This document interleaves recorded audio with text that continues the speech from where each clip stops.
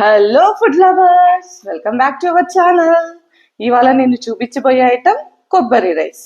ఇది చాలా tasty and మంచి స్మెల్, అద్భుతంగా ఉంటుంది. ఇది చిన్నపిల్లలు చాలా బాగా ఇష్టంగా తింటారు. ఏ ఒక కర్రీ కూడా లేకుండా అలానే తినేయచ్చు, అంత బాగుంటుంది. ఇందులోకి కావాలంటే రైతా అన్నా చేసుకోవచ్చు, లేదా కుర్మా అయినా చేసుకోవచ్చు. నేను కుర్మా కావాలంటే ఇంకొక వీడియోలో చూపిస్తాను. ఇంకెందుకు ఆలస్యం, కొబ్బరి అన్నం ఎలా చేయాలో చూసేద్దామా?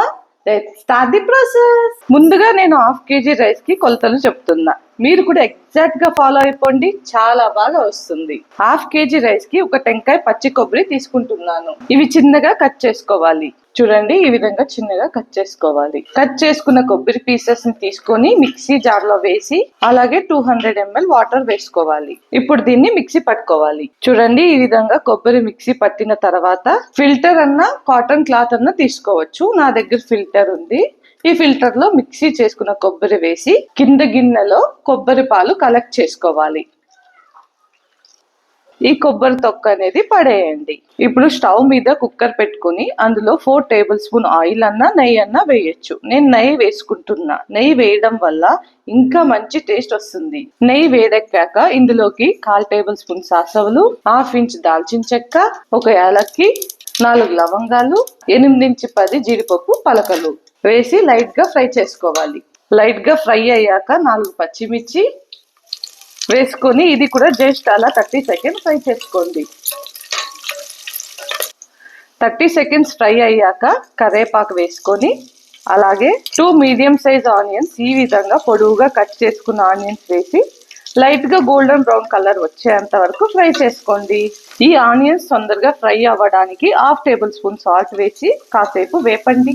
చూసారా, ఆనియన్ అనేది లైట్ గోల్డెన్ బ్రౌన్ కలర్ వచ్చాక 1 టేబుల్ స్పూన్ అల్లం వెల్లుల్లి పేస్ట్ వేసి పచ్చి వాసన వెళ్లేదాకా ఫ్రై చేసుకోవాలి. పచ్చి వాసన వెళ్ళాక 10 రెమ్మల పుదీనా వేసుకోవాలి. ముందుగా 10 నిమిషాలు నానబెట్టుకున్న బియ్యం వేసుకోవాలి. బియ్యాన్ని మొత్తం అలా ఆనియన్స్ లో మిక్స్ చేసుకోండి.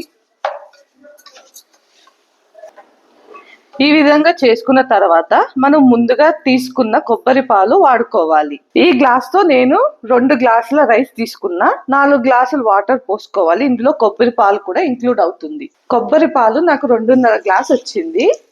1.5 గ్లాస్ నార్మల్ వాటర్ వేసుకుంటున్నా.